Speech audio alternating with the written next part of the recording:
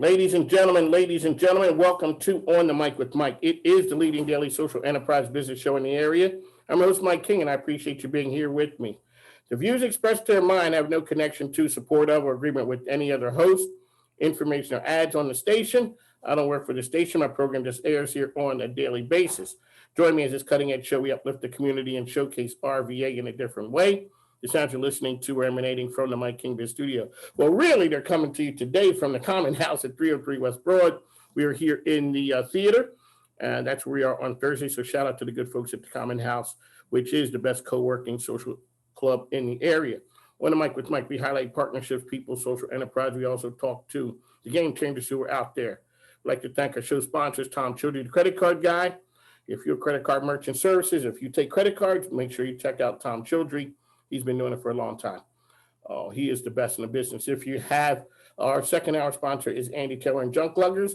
If you have things around the house you need removed, he can remove everything from a hot tub up to an entire household.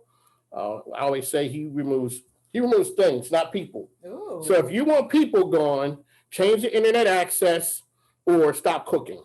I think those two may really help folks be gone. So, but Andy Taylor, everything else in between that, he can help you. We are here today. It is Thursday. It is Friday. So the Swagger Studio is open. We got talented singer-songwriter Hattie Saunders is here with us. Shout out to our good friend Sarah Brockwell, who introduced us. That's what happens. Cool people know cool people. But up first, we have Stager to the Stars, interior designer, home stager. I'm not even going to steal your thunder, ma'am. Your name is? My name is Pat Evans, the owner of Pat's World Staging and Redesign. All righty. Let our listeners know what you do and how you do it. And I came across you. I was hitting on you 4 years ago. I didn't realize it was that long. 4 years ago. See, that's what happens. Persistence pays off. And people, your brand does things and it says things about you that sometimes you don't know. Your brand was working when I didn't even remember. It was 4 years ago until I looked at the message saying, hey, my name's Mike King. Would you like to come on my show? Mm-hmm. So talk a little bit about what you do. Okay, so I am a certified professional home stager and interior decorator.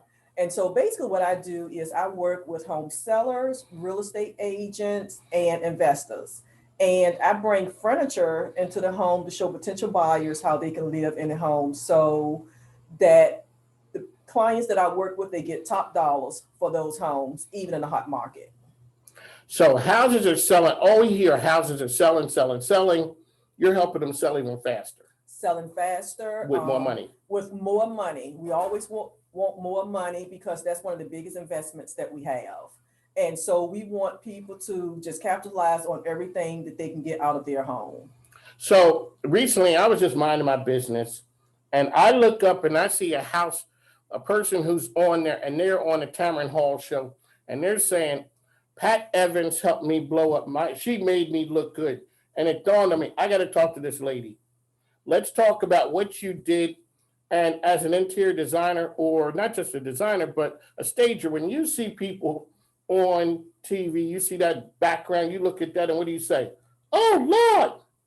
For me, Janie, she's a fashion blogger here. And she called me because she knew that she was going to be on the Tamron Hall show. And she brought me in. So basically, we wanted her to have a nice backdrop. And so I went in, met her. I looked at the backdrop. I talked with her and got a feel for her personality. Once I got a feel for her personality, I knew exactly what needed to be done. And so at that point, I came up with a game plan. I went out there and sourced the items that was needed for her space, and boom. You said boom. I'm saying boom. You know what's done. It looked great. Even now, when I go back and see pictures of her, she looks exceptional behind that backdrop, and it's truly her because that was curated for her. When I see people on and they have the digital backdrop and half of their head is missing every 3 seconds, you're trying not to look at the piece of like, dude, why don't you just, well, whatever. You need some help. And that's coming from a dude who always need help. You know, I tried, my wife was looking in the background like, why would you have that sitting there? I thought it was kind of cool. Well, it's not. Mm-hmm. That's not cool. That ain't pretty. You know, nobody wants to look at that. So that's why I get my little thing right there, like right back here. Yeah. I just keep that going. That way, you know, you're not focused in on. How long you been in business? I have been in business 7 years. Okay. How did you get started in business? When I got started, I was helping a friend who is a real estate agent, and he was flipping a home, and he had went to a session, like a meeting, and they talked about home staging and the benefits of home staging and getting the home sold. And at this particular time, I looked at a lot of HGTV. Even as a young girl, I knew that I loved design, and I used to move my room around like every month. And so driving the people crazy. Well, you know what? I did it myself, so it was my room. So okay. Pink room at that. Wow. So I had the benefits of doing what I wanted to do in that room. And so when he explained to me about the benefits of what this person had discussed with him, I'm like, hey, I can help you with this. And so when I got started, it wasn't anything that I was looking to do. I didn't even have the furniture to do it. And so went out and purchased some things. As most stagers know, when you first start, you use furniture out of your own home. I remember. So I say, what you do? You take this out of your house and put it in, and then take it out of there and put it right back in? Well, you know, once the home sold, we get the items back. And so we took the stuff out of the home. I took patio chairs out of my backyard and put it in the living room and just cover it with fabric. And just at one point, people were coming in and they were talking about how the home show. And one day he said to me, you know, you really should consider doing something with it. And so I thought about it, and here we are. Here I am today. What's been the hardest part when a person comes to you had a dream? What's the hardest part about making that dream come true, about owning your own business? Staying focused. I often say it's one of those things when you first start, a lot of people around you, they may not necessarily understand what you're doing. But it's important to surround yourself with other entrepreneurs because I'm a firm believer. We can be in different businesses, but it doesn't mean that we don't have the same problems. And so I would say just surround yourself with other entrepreneurs, because it's going to be time when your family, friends can't relate to what you're going through, but you're going to have to go to those people to pull you through when you're having like those low moments, especially when you may not have business coming in, and then on your high points, they're there to encourage you and cheer you on.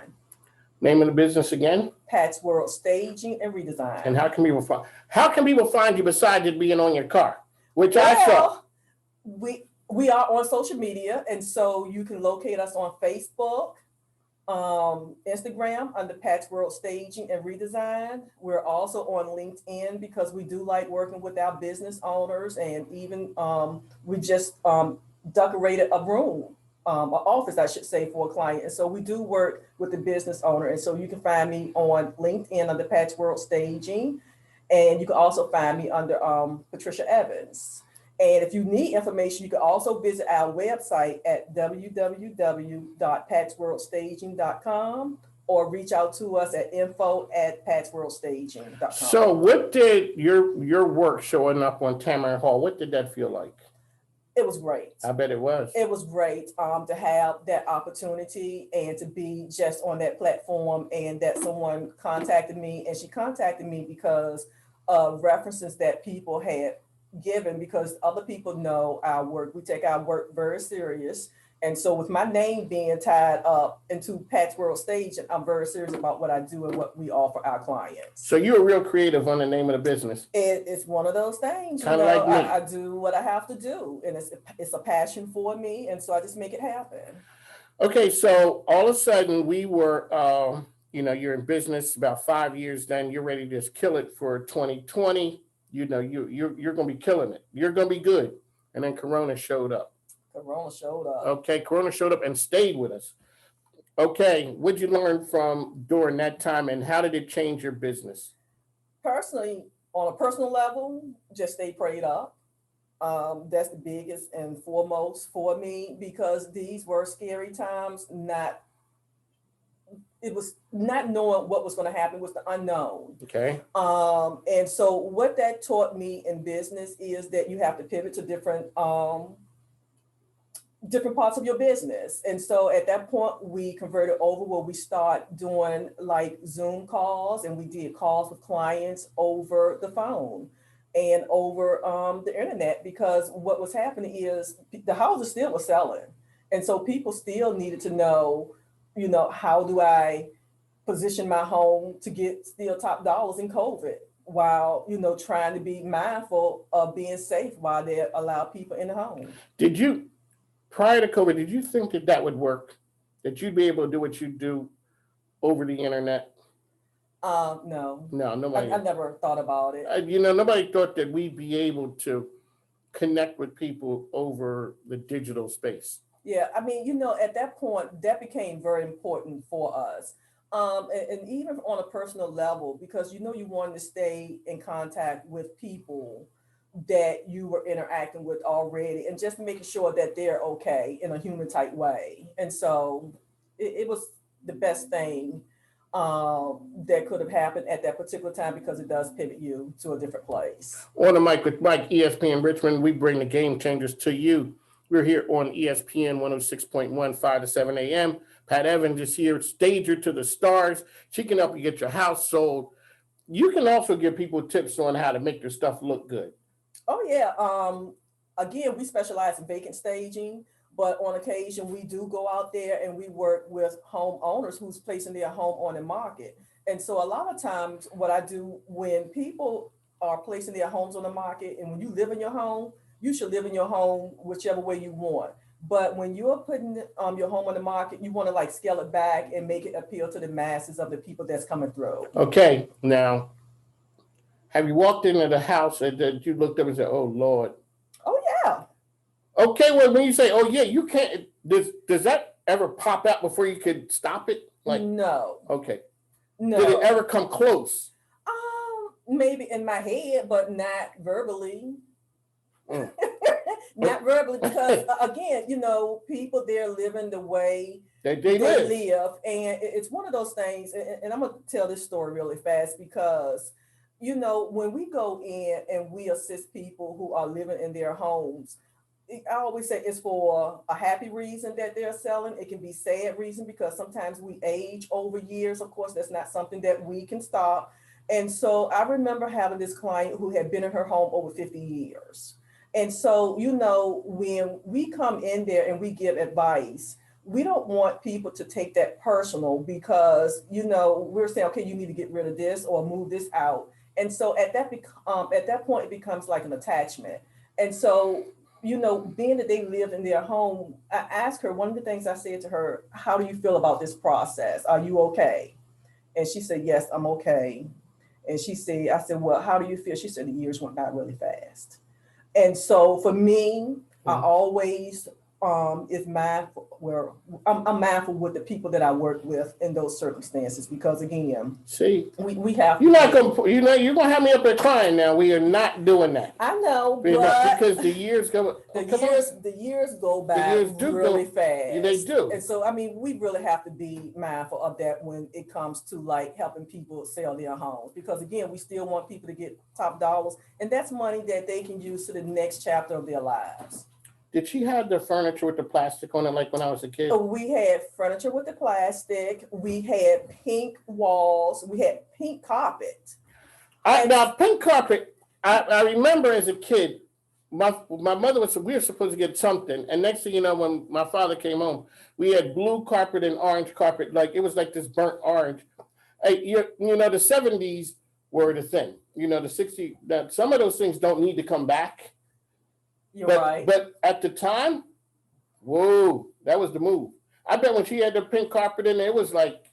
But the thing is that pink carpet was just put in probably like 2-3 years prior to me coming in. See, that's what happens when you get to be a certain age. I still like that. And that's the purpose of working with a professional home stager, because it took. But I gotta say, you gonna save me from myself? We got that home sold, because you have to, bring all those colors in and make it look like it was intentional, and like, hey, this is what we wanted. And so, we got that thing sold within 2 weeks. So, a long time ago, and this is what happens when you get to be an old man. So, me and my wife were going furniture shopping, and I had never been furniture. I was young. And I fell in love with this patio furniture. But it was for a patio, but this was going in the living room. And, and my wife was just totally disgusted and appalled. We were 23, I don't know. We were like young like that. I ended up getting it. I loved it. It was this wooden thing like that. And to this day, I never lived that down because we took, patio furniture and made it living room furniture. But you can do that when you're 20 something. But when you're a 50-year-old man, you're supposed to not. You're supposed to know better than that. So let's talk about men and styling. When you walk into a place, can you tell that a man lives there? A lot of times we can. And So wait a second, why is Hattie smiling? She just smiling like that. What has the man touch in there? Well, it has the man touch or maybe lack of feminine touch. And again, think about what I just said early on. When I first got started, I pulled furniture from the backyard and put it in the living room. And so there's ways of making it work. And plus the furniture that we use now is totally different from like years ago. And so, some of this outdoor furniture, you be like, oh, this is nice. And let me put a pillow in here and put a throw over it. Then, you have a whole different room. And so, when it comes to like decorating, you have like all kinds of options. But to get back to men, sometimes they can be lacking certain things. And I love working with men. I love taking like men cave and converting those things. One of the best ones, if you go to my Facebook page, you will see where I did a Pittsburgh Steelers man space in the basement. And it came out great. He was happy when he saw it. Oh, he was very happy and still happy to this day. Because when his friends come over, they look at that and say, they know he didn't do it. They know he didn't do it. As a matter of fact, I did his whole house and they know he didn't do his whole house. But typically when people come in, they were like, oh, you must have hired an interior decorator. And yes, he did. Which is smart. Which is very Certain smart. things you don't need to do on your own if you don't have those talents. If you don't have the talents, and then the benefit too is a lot of times, I can tell you what to do, but if you hire me, we can take care of all the guesswork, because sometimes we'll tell somebody, hey, you can go get a picture, and they come back look a little like 8 by 10, 11 by 14, 17 or whatever, and that's like too small. So when you go anywhere, I bet you one of them judgmental types, but you don't say it. So you come into us, you start eyeballing stuff like, why did they put that thing there? You paid me there. And even it's to the point when I look at commercials. Sometimes I don't even see commercials. I'm like looking at the backdrop of a commercial. Now that's a problem. that really is a problem, because my wife is the one who's just like, why did that person take that picture and that trash can is sitting right there? Because I'm going to say 99% of the people, that's probably high. But 95% of people looked at that thing that they were supposed to be looking at. And here's you guys looking at what's behind there, which ain't got nothing to do with me in my picture saying, hey, look at me. And there goes something in the background that looks totally off. Yeah, it's just the gift in me. Or the curse. Well, for me, it's the gift. And for me, that could be a problem. For you, it's the curse, but for me, it's the gift. Exactly, because it gets you paid. It gets me paid. And again, I just see things that sometimes people don't even see. Okay. All righty. Pat Evans, how can people find you out there? You can find me at patsworldstaging.com. You can find me on social media under Pat's World Staging, under Facebook, Instagram, and on LinkedIn. Okay. Mike King, Pat Evans, ESPN Richmond 106.1. We are at the Common House, as you see. So welcome to the program. So it's not going to take me another 4 years, is it? No. Okay, you're here now. I'm here now. You're a part of the family. All right, on the mic with Mike. We got to go. We'll talk to you on the other side. Thank you. Stay in touch. You're part of the family. All right. All righty. Thank you. I'm not saying nothing. On the mic with Mike. The Swagger Studio is open. We are here. We have Hattie Saunders. Hattie, welcome to the program. Thank you so much for having me. All righty. Let me see. We got to go. So, all right. So tell us who you are, what you do. Oh, and we'd like to thank our good friend Sarah Brockwell for introducing us. Give us your story, please. All righty. I'm a senior music education major at JMU, minoring in music industry. Wrote a couple songs a couple years ago and decided to record them, and they're out and they're everywhere as of May 14th. So my first gig ever, and I'm really glad to be here. Well, that's what we do here. We bring major talent to the airways. So were you always a writer, creative person? Yes, my first the most memorable gift I've ever gotten was from my softball coach when I was 9 years old.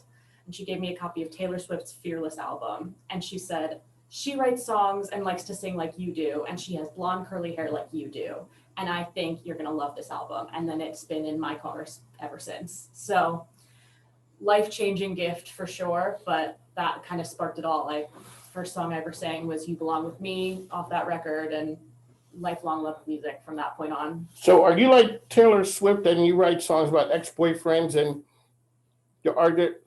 there's not enough ex-boyfriends to write about. Mostly it's the idea of an ex-boyfriend or the idea of a potential boyfriend. Okay, so we don't want to, hopefully you won't have those experiences so that you can write those songs about them, because that can be problem. It's probably okay writing a song after the fact, but when you're going through it, that could be trouble.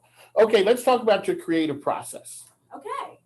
How do you come up with? Well, I'm glad you're here to tell me. So, you're a music major, correct? Yes. What type of things do they teach you in college about music that I wouldn't know if I didn't go to school? So, every music major, no matter what their concentration is, takes a lot of music theory and a lot of piano. So I came into college with very little piano knowledge, very little instrumental knowledge other than singing. And then we take music. It's 2 full years of music theory, 2 full years of ear training, hearing harmonies and different dissonances and things like that. You're different. What was that? Dissonances. So it's okay, please. I'm not.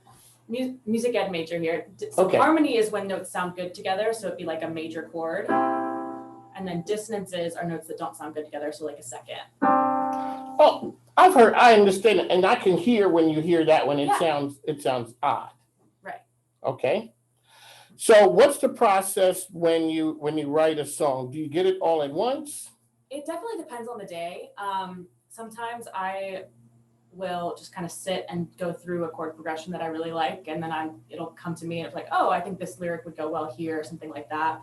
Other times it's, oh, I really like the way that sounded when I said it. That could be a cool lyric, and then I'll build a song around that one lyric or something like that, and then I'll think of the poetry first, if that makes sense. Okay. And then I'll try to and I'll sound out the melody and find chords that fit that melody. Is it a poem or a song when it's are all things that you come up with poems or songs or something? Do they something stay one or the other? I never write poems intentionally. It's always a lyric that could be a poem, but makes more sense as a lyric, if that makes sense. Okay. Well, it makes sense because I'm a novice and I don't know any better. That's for sure. So, and how do you record it? Do you write it down or do you record by on your phone? Yeah, so I use a lot of voice memos, and a lot of like the notes app. I'll say, oh, this chord progression was cool, and then I'll write the lyric down, and then I'll come back to it another day or something. And then to record my EP, I worked with my friend Andrew Magruder. He's a producer from Rappahannock, absolutely incredible. And so we would record in his bedroom. We would, use his little like Scarlett studio audio, something or other, and wait for the train to pass in the background because it's like we have a mattress up against the window. Oh, you guys were in high tech. High tech, for sure. You spared no expenses. Not at all. No, fully bare bones. Like didn't have an electric guitar, so we recorded acoustic and modified it on the computer a little bit. Wow. So very low budget. Ladies and gentlemen, we are here with Hattie Saunders. And how can people find you out there to engage you? I am everywhere. Hattie Saunders on Instagram, Hattie Saunders Music on Facebook, and I'm Sweet Hat on Twitter. I like that. Okay, so let's talk about I'm Sweet Hat. All right. Where'd that come from? That was a high school show choir nickname, and I hated it at first. But you like it now? I like it now. I hear you. For the longest time, everyone was either Big something or Sweet something. Or like in the rap game Baby. Or Little Exactly, Baby. kind of Okay. like that, Okay. right. And I was like, you can't call me Big Hat because I don't like that. So you can call me Sweet Hat. And then they did it and I still didn't like it. And then my friends started calling me and I was like, okay, cool, I can be Sweet Hat. And then it stuck. Sweet Hat as a performer, that sounds cool. I think so. I'm considering it. Because all of a sudden it gives you something. That's a whole branding thing. When you finish with a song, do you know when it's done? Ooh, that's a good question. I know I get one good question every interview. It depends. There's some on my record that I'm like, I'm not entirely sure that's done yet. Do you But go back and mess with it? sometimes, yeah. Usually it'll be lyrics. I'm like, that lyric is fine, but I think there could be something better, and I'll go back and drive myself crazy looking for something better. And then Andrew, my producer, will just be like, It's fine. It's perfect. fine. It's beautiful. Like, it's a whole song. You did it. Who are the singer-songwriters who are out now that you look at and say, wow, I like their style, I like what they do? Ooh, I have a very diverse music taste. So Lizzie McAlpine, if you haven't heard of her, she's absolutely incredible, like jazz, pop, acoustic sort of stuff. Brilliant lyricist. I love like Casey Musgraves. I love Cardi B. It's very all over the place. Taylor Swift, still my idol. Well, shout out to the folks from Pennsylvania, Taylor Swift. Yeah, I'm a pencil neck geek, so I understand. Who else? My friend Zach Benson. He's another indie pop artist from Northern Virginia. Friend of mine from JMU. Absolutely gifted pop musician. Gosh, I could go on forever. Is being a musician as cool as it seems? It's different than people think it is. It's like, I enjoy the parts that it's not the glamour that appeals to people, if that makes sense. Like, okay. I released my record on May 14th, and why May 14th? It was done. Okay. It was simplest answer. But getting videos from my friends of them singing my song was pretty cool. Was surreal. Like, I cried for a full week afterwards because I was so scared that people were going to hate it. I was like, I'm a very anxious person. And so the full 2 days before the record came out, I was like, it's not good, but it's too late to change it now. And so it's already it's set up, it's going, but I can't fix it. And then, all my friends are like, are you kidding me? This is great. It's like you're my top artist on Spotify this week. And I'm like, what me? With my 3 little songs that I wrote in my bedroom? What are you talking about? That's not real. So having people relate to my stories in a way is the coolest part. On the mic with Mike, Hattie Saunders. We're here in the Swagger Studio series. So we got a house full. We got Mike King, Hattie Saunders. Emmanuel from DB Arcade is here as well. We are shooting video down and we are here at the Common House. We're going to be back on the other side, more with Hattie Saunders. There's some other folks. We got some guest stars in the house. Pat Evans is still here with us. She may make an appearance again. On the mic with Mike. We'll be back in a little bit.